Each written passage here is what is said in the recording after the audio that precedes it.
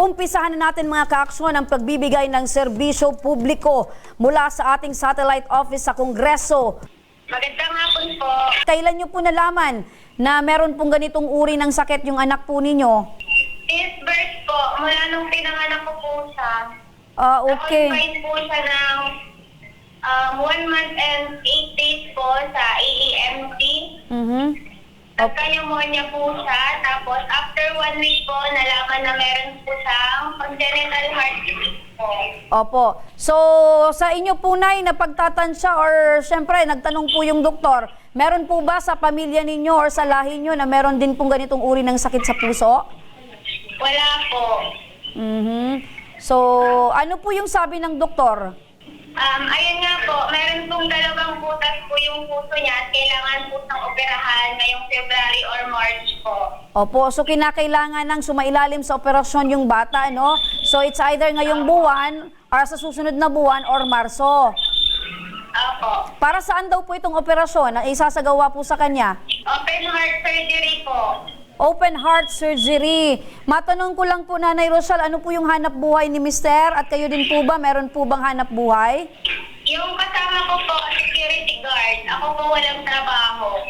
Okay, si Mister ay isang security guard. So, kumusta naman po yung sweldo ni Mister? Sapat po ba sa inyong pang-araw-araw? Lalo na ngayon po na meron kinakaharap pong operasyon yung anak po ninyo. Hindi po. So, paano nyo po natutususan yung pangangailangan? Pumunta po kami dito sa Congress. Inala po namin si Sir Rudy po. Tapos tinuro po kami nung guard dito. Opo. Tapos inassist po kami kaagad ng mga staff. Meron po kaming mga kakilala po na